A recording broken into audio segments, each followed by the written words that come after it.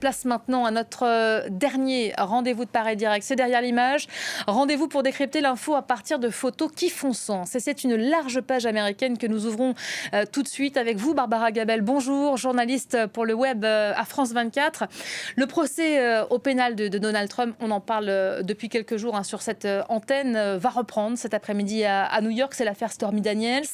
Déjà condamné 2 fois depuis 2023, Donald Trump risque gros. Ce dossier pourrait être jugé juste avant les élections présidentielles de novembre. Une première évidemment pour un ancien président américain qui risque de faire des ordres. Barbara, en témoigne ce cliché, cette photo, c'est un peu la tradition que vous allez nous décrypter ici. Une photo qui nous apprend beaucoup de choses finalement. Oui, effectivement, ce genre de photo, il va falloir qu'on s'y habitue. Donald Trump dans un tribunal. Sa présence est requise 4 jours par semaine pendant environ 8 semaines. On le voit, son visage trahit déjà une certaine lassitude. L'ancien président américain apparaît très fatigué aux audiences. Il a même eu tendance à piquer du nez, selon les témoignages des journalistes présents sur place. On sent dans cette salle une atmosphère très tendue. Et quelques minutes après la prise de ce cliché, eh bien, le magistrat a ouvert l'audience en abordant les violations répétées par Trump du gag order, cette obligation de silence imposée par la justice à Trump fin mars, qui devait en fait se traduire par l'absence de tout commentaire ou attaque contre les témoins principaux de ce procès, mais aussi les jurés et les magistrats. Malgré tout cela, Trump n'a pas pu s'empêcher de poster une dizaine de messages virulents sur les réseaux sociaux. Il a même encouragé ses partisans à financer sa campagne en déclarant que la justice le retenait en otage. On le voit, Donald Trump compte bien défier le tribunal. Vous venez justement de publier à ce propos, Barbara, un article intitulé « Procès de Donald Trump, un patron de presse révèle les stratagèmes pour étouffer les scandales ». Vous retracez dans ce papier ce qu'il s'est dit lors du 2e jour des débats. C'était le premier témoignage, racontez-nous. Oui, tout à fait, c'est ça, ce patron de presse qui est évoqué dans notre titre, c'est David Pecker, l'ancien dirigeant du tabloïd américain The National Enquirer.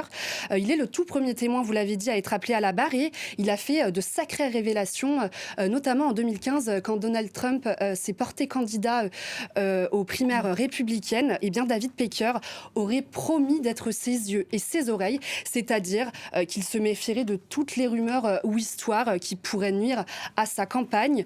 Par exemple, cette histoire d'un homme qui était portier à la Trump World Tower, qui prétendait avoir des preuves d'un enfant illégitime de Donald Trump. David Pecker s'est emparé de cette histoire. Il a voulu la taire, donc il a utilisé ce qu'on appelle le catch and kill, donc en français attraper et tuer. C'est cette pratique très répandue aux États-Unis de payer quelqu'un pour l'empêcher de parler à d'autres médias. C'est ce que David Pecker a fait. Son tabloïd a versé $30,000 au portier pour qu'il teste son histoire. Et finalement, cette histoire n'a jamais été publiée ni vérifiée. David Pecker, pendant le témoignage, il a également parlé de l'histoire de Karen McDougal, cette ancienne mannequin du magazine Playboy, qui s'apprêtait en 2016 à révéler sa relation avec Donald Trump 10 ans plus tôt. Même chose, le tabloïd lui a versé $150,000 pour qu'elle taise son récit.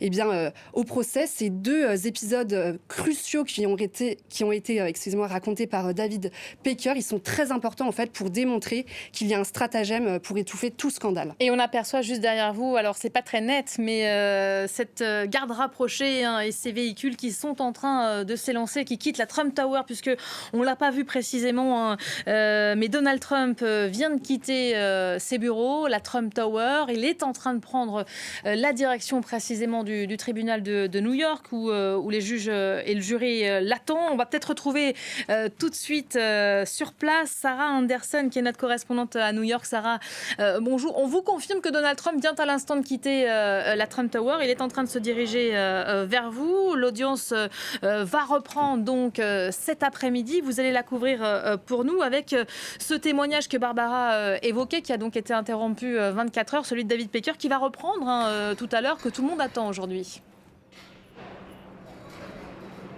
Oui, alors aujourd'hui, on rentre vraiment dans le cœur du sujet avec ce témoignage. Pour la première fois, David Pecker pourrait décrire au jury ce qu'il s'est passé dans l'affaire Stormy Daniels.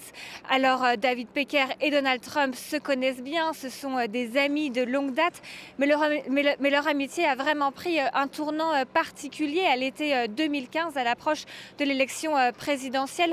À ce moment-là, Donald Trump aurait demandé à l'homme de presse comment il pourrait l'aider dans sa campagne. Et David Pecker aurait alors répondu qu'il publierait des articles positifs sur Trump et des articles négatifs sur ses adversaires et qu'il empêcherait la publication de toute information compromettante à son égard.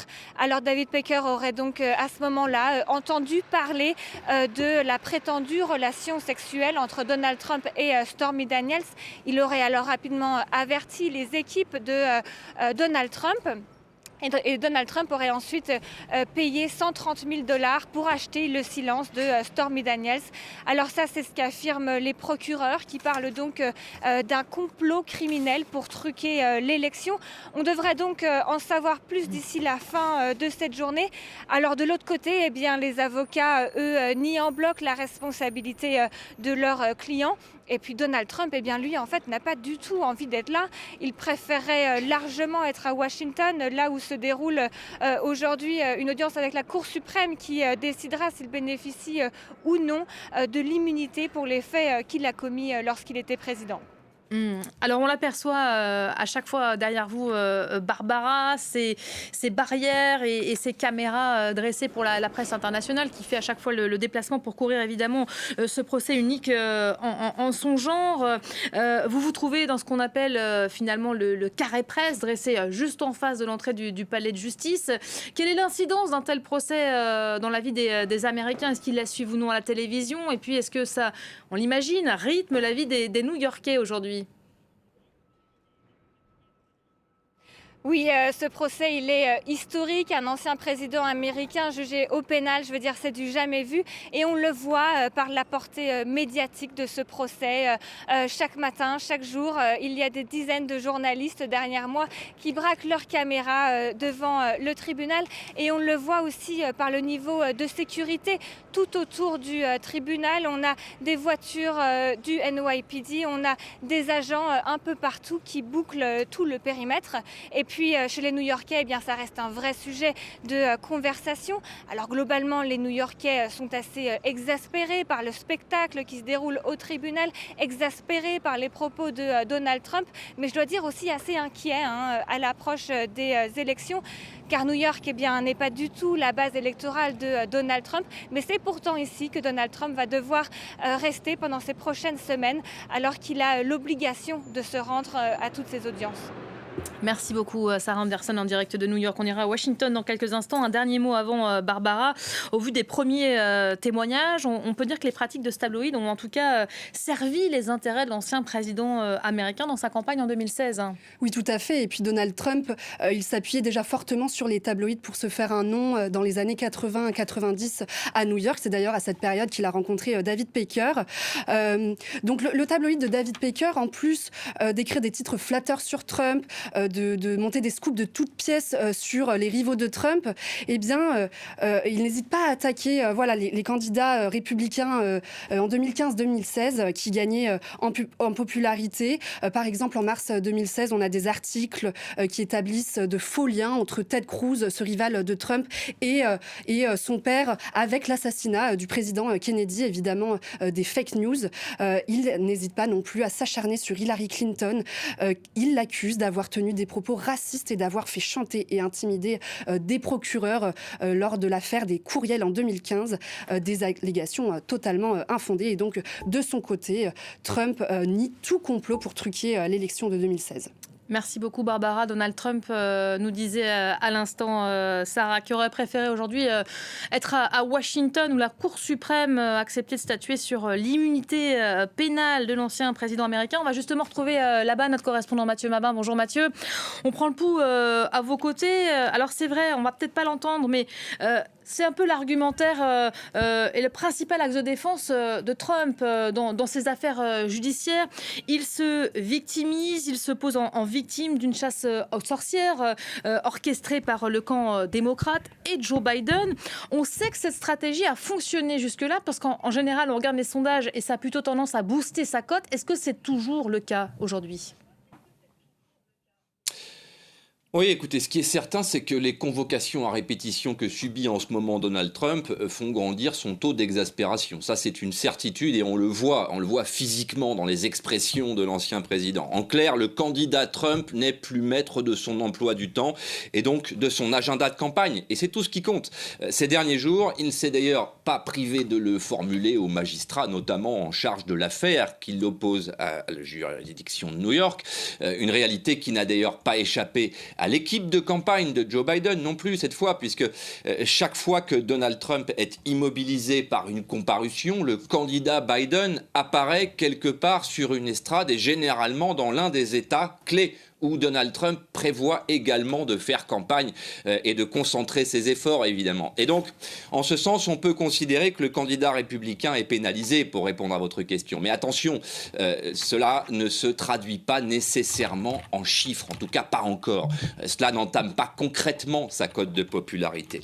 L'électorat trumpiste traditionnel que vous connaissez continue à penser que l'ancien président est la cible d'un complot judiciaire organisé par Joe Biden lui-même, avec la complicité de juges corrompus, je cite évidemment. Or, on sait que ce phénomène a tendance à consolider évidemment la base électorale trumpiste, vous l'avez dit, mais ce qui devient préoccupant pour Donald Trump, c'est que le procès de New York, par exemple, n'est que l'un des 4 procès au pénal instruits en ce moment. Or, ce qui s'annonce pour cette campagne présidentielle, c'est que les 2 candidats vont devoir aller chercher les électeurs en visant notamment ceux qui seront tentés par l'abstention. C'est un scénario déjà bien connu puisque c'est déjà ce qui s'est passé en 2016 et dans une moindre mesure en 2020. Or, si Donald Trump est empêché de faire campagne, on voit mal comment il va pouvoir se livrer à cette pêche aux électeurs. Mathieu, merci beaucoup pour cette réaction et décryptage depuis Washington en pleine campagne. On aura l'occasion de reparler de Joe Biden et de faire le point sur cette campagne à vos côtés une autre fois. Merci beaucoup, Barbara, pour le web. J'invite nos téléspectateurs à lire votre papier donc, sur ce témoignage qui doit reprendre d'un instant à l'autre. C'est un peu l'actualité du jour à New York.